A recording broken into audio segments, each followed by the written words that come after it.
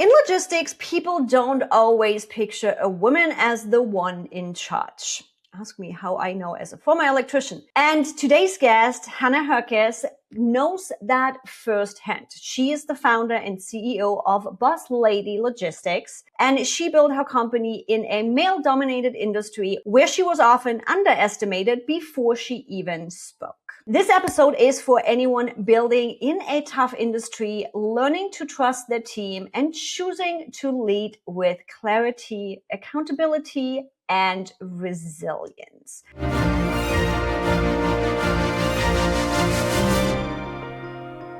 Now, Hannah, I'm curious, what first pulled you into logistics and what made you stay long enough to build something of your own? Yeah, that's a great question. So I kind of fell into logistics like a lot of people do in this industry. My brother drove truck, and so I kind of got a little bit of a taste of it. And then in 2016, decided to go into the brokerage space. So it was just, an industry that I was familiar with, and it was in the family. So I thought, you know what, why not give it a shot and not use my interior design degree that I had gotten previously. And the reason I've stuck around is because we are building something bigger than a logistics company. Our mission statement at Boss Lady Logistics is providing quality logistics support and empowering women in transportation.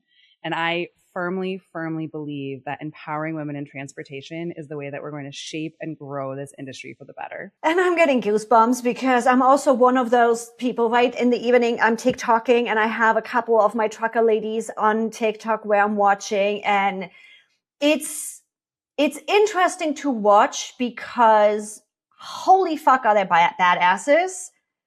And also some of the risks that comes with that, right? So I would love to hear from you as a woman in logistics. I know you are changing the status quo. I know you're changing things, but how do you show up even? I had some situations with me as an electrician where I had to grow a thick skin. I had to be one of the guys, right? How do you balance that as a woman with the preconceived notions that we run into, with the boys club, with, being in a male dominated industry and be like, no, we are changing this thing. How? No, I feel you, because that was my question that I asked myself when I joined.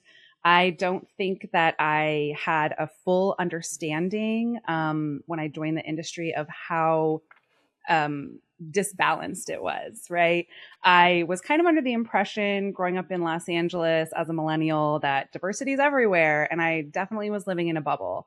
And I got hit right in the face with some reality. One of the first times I was at a logistics conference, and I had contributed to some of the conversation. It was a conference for owners in the business. I was meeting some people afterwards, and a man walked up to me to shake my hand and tell me that, he liked the comments that I had made. And the first thing he said to me was, I like the comments you made. Whose assistant are you? So I was young at the time. It was when I had first joined the industry. I was in my 20s, and once again, living in this bubble of thinking that everyone treats people the same. And it was a stark reality. I had an emotional reaction. And looking back, it was my best reaction at the time, other than, making a huge scene. I kind of just ripped my hand out of his and said, I'm the owner of a business, and walked away. But it affected me very deeply, and I took it very, very personally. And it's experiences like that that actually toughen you up. And not that I would want something like that to happen to me again, but I will say it has shaped and grown the leader that I am, because I know the challenges firsthand that women face in male-dominated industries. The idea that, I'm at a business owners conference sharing very good ideas and someone assuming that I'm an assistant. And maybe that was because of my age. Maybe that was because of my gender. But I can almost guarantee that if there was a male version of Hannah standing there, he would not have been asked, whose assistant are you? And, over time you grow thicker skin and you realize that this is the world we're living in, and you grow up a little bit and your emotional intelligence improves. And so when things like that come across my plate, which they still do to this day, it's not something I take personally anymore. I understand that this is the world that we're living in. This is the narrative that has been written. And the best way to get rid of that is to rewrite the narrative, which is what I'm hopefully achieving. One boss lady at a time. Now, your brand name is bold, right? Boss Lady Logistics. And I'm curious, what does boss lady mean to you in practice? I am not boss lady. And even though the company is named Boss Lady, it's not me. It's more of an idea. And it applies to literally anyone and everyone who is in this industry or any other industry and killing it at what they do. And quite frankly, every woman in any industry is killing it at what she does. And when I think about, the words boss lady, I want it to be empowering. I want it to be strengthening. I want women to see a reflection of themselves in me when I represent myself. And I want them to really, really embody what it means for them personally to be a boss lady. And so if I can exemplify that in any positive way for any woman in the world, then I've achieved my goal. I love that. And I do think you are you're part of us boss lady. Absolutely. And I'm just one of many.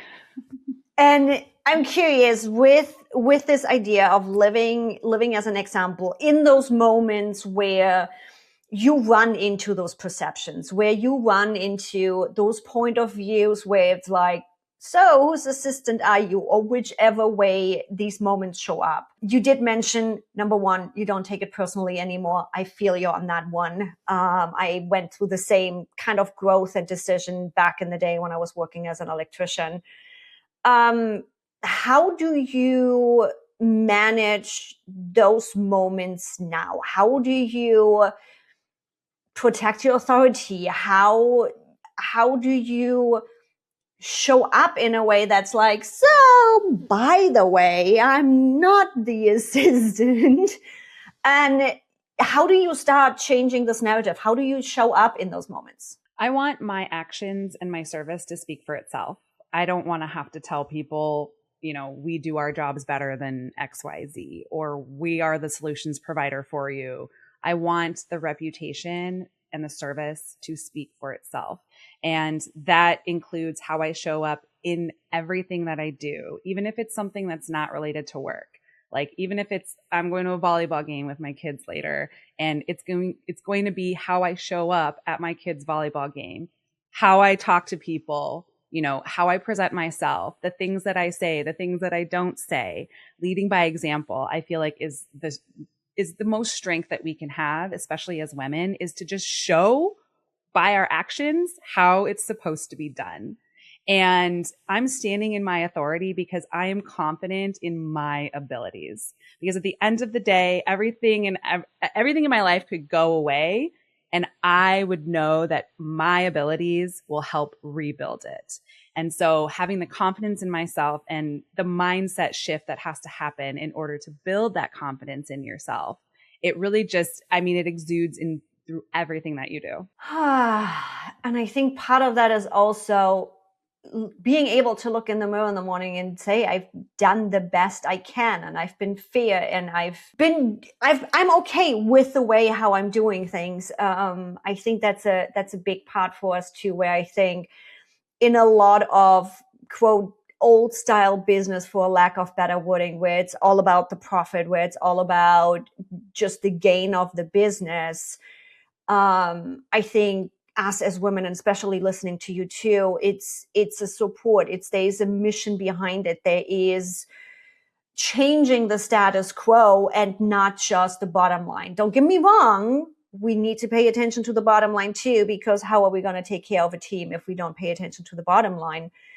Which brings me to walking that balance, right? We as women know that, I'm assuming you probably ran into the situations too, when we set expectations and boundaries, often enough, we might get the label of bitch or whatever it is. So I'm curious on how do you set expectations? How do you set boundaries or potential consequences if things don't go as planned without, at times we're going to be perceived certain ways, right? But without just, I'm the boss and turning and walking away, right? How do you find that balance between, yes, we want to support people. Yes, we want to change the status quo. Yes, we are focusing on women, and also being clear on expectation and consequences. Yeah. And that's an incredible question, because that is the balancing act of being a business owner. And at the same time, while building my business, I am also raising 3 boys. And I really attribute a lot of the things that I practice in business to parenting. You know, you're going to talk to every single employee differently, just like you're going to parent every single child differently. You're going to set expectations for them that are at their skill level. For example, I'm not going to ask my 7-year-old, to do certain chores that the 13-year-old is ready and capable and tall enough, let's say, to do.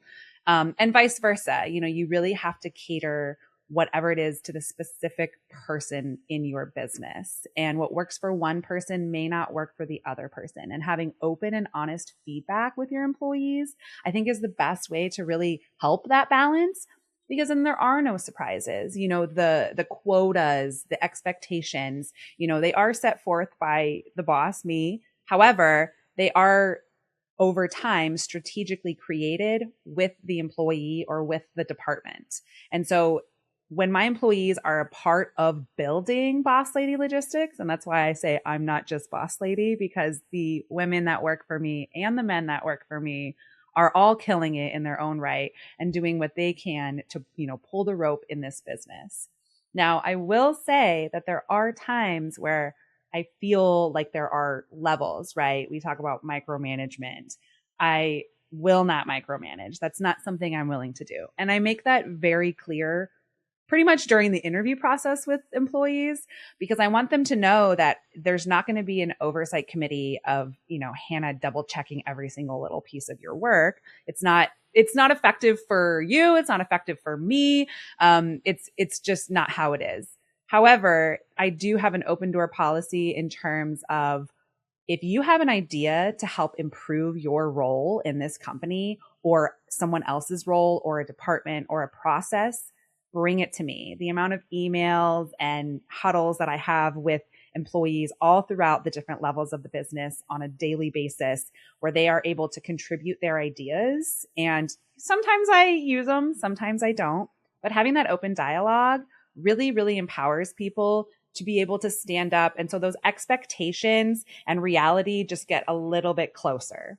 And I'm curious, because we here at Trim Authority do similar, right? Where it's like, hey, where do you want to go? Where do you see yourself? And we align personal goals with business goals. And we seem to be working quite similar to you. And what I have experienced is with new team members, they often come in with you want what? You actually want to listen to me? Or one big piece for us is, life happens, right? Especially working with women. There's going to be a week in the month that you might just tell me you have no energy left, or just life happens, right? Parents are getting older, whatever life event it is. I don't need to know the specific life event, but I need to know when you are not at your 100%.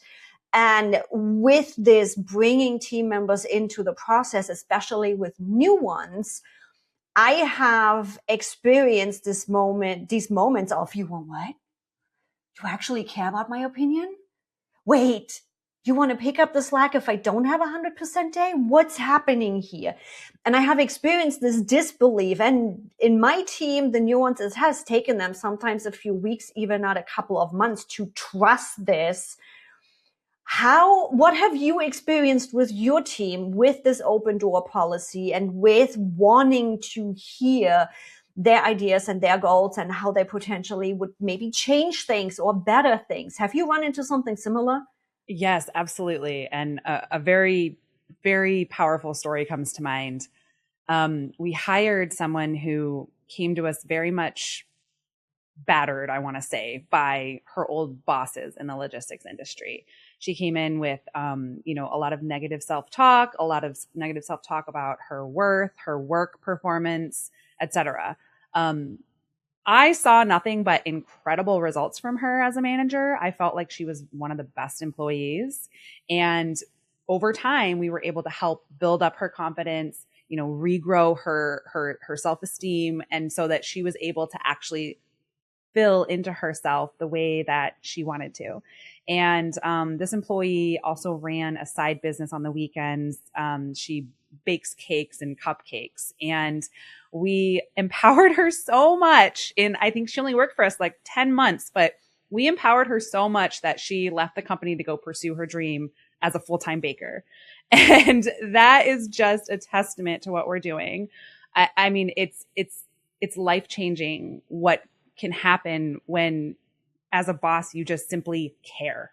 That's it. That's all you have to do is care about a person. And as far as I'm concerned, the only reason I'm able to do the things that I do and be the leader that I am and have the success that I have is because my employees are the people that they are and are doing the jobs that they do. Because if I was still in the operator status, doing all of the day-to-day everything, I wouldn't be able to do things that I'm doing in the world and this podcast, for example, leadership, etc. They are the reason for my success. And I tell them that regularly. And I don't think, to your point, I don't think employees hear that. It's very much the boss in the wagon whipping the horses as opposed to the leader grabbing their arms and we're all going to pull this wagon together. I know I have seen advantages to it, of approaching teams differently, right? Because we've seen so many of companies where, especially in these industries, no matter if it's logistics, any kind of male-dominated industry, I've seen so many where employees are just a number. It's like, you are replaceable. Now we sound like we really approach our teams similar. What are the advantages you have seen to simply running a business with compassion? That's what I would call it. And have you potentially also seen a downside to it? Because again, everything has its good and its bad, right? What's your experience you can share of choosing to run a business just simply different than anybody else in your niche in logistics? Yeah, once we started leading in this way, it changed the entire trajectory of the company. Within a year of implementation of this new process, with regards to having the managers act out of a very, very compassionate way, writing a strategic plan for what we wanted for the business. All of these things take a little bit of time. Once that plan was written and we implemented it, within a year, we saw an 80% growth in our business.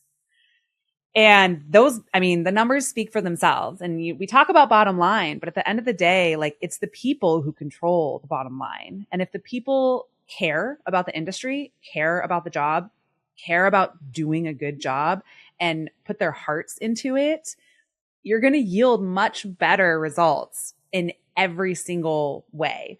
I will say the other side to that is there are people who will come into the business and try to take advantage of that, which is understandable, especially if they come from another company that is very, very opposite. And you're going to expect certain things and expect your managers to say certain things or react certain ways. And sometimes it can be shocking for people in terms of, well, now I'm going to see how much I can get out of this person because I've never experienced anything like this. And it's so exciting. And I just want to see what I can do. And I don't think it comes from a malicious part of these people. I just think it's because it's so random. And I could name on one hand the amount of companies that operate this way. It's not the norm. And so when people come in with expectations, they may act out of character because of, the excitement of it. And I'm sure you had situations like that, as have we. I'm curious, were you able to steer the ship around and change their perception and change that trajectory?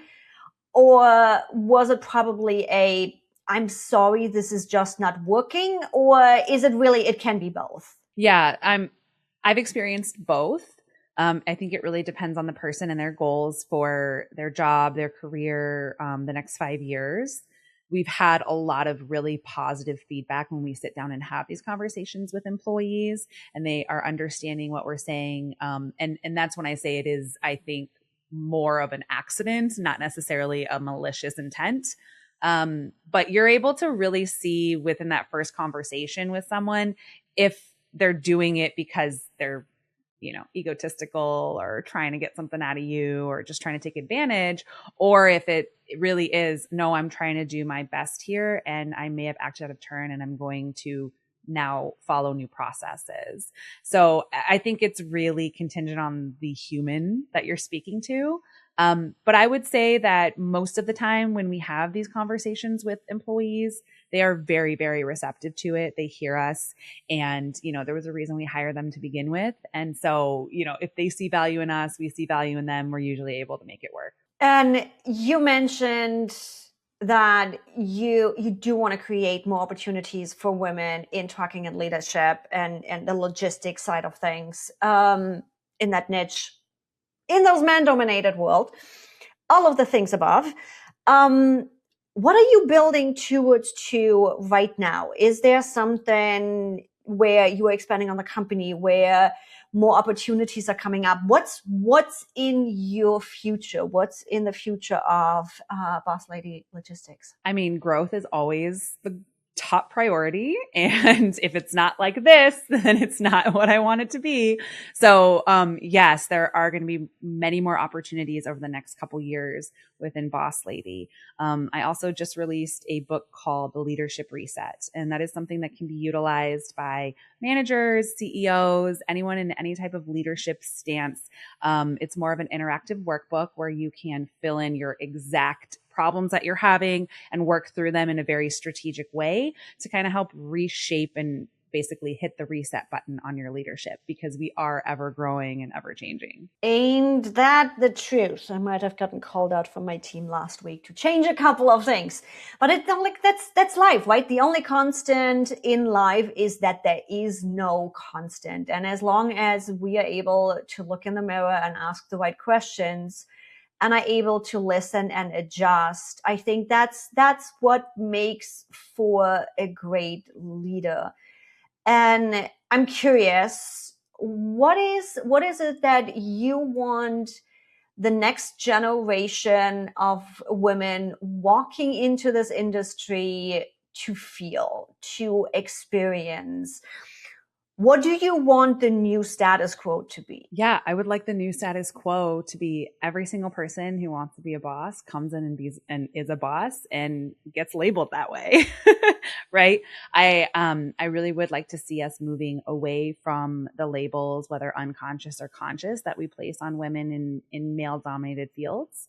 And I also, want to be that representation for young women so that they can see, even though some things might happen and people might say things to you, you can still be successful. And I think the biggest advice I have for young women is just do it. Just go out there and do it. Don't be afraid. There's no time but now. And if somebody is listening who feels overlooked right now or underestimated, what is the first belief you think they should adopt to move forward, to move out of that? So the first thing that I would say is, who put that idea in your head? Because it didn't come from you. Oh, yes. Oh my God. And I usually don't ask this question, but for whatever reason, I feel compelled to it. Is there anything that you think I should have asked or that you would want to share with women out there, no matter if in logistics or anywhere else, that you would like to share, or a question that I should have asked where it's like, Evie, we really need to talk about this?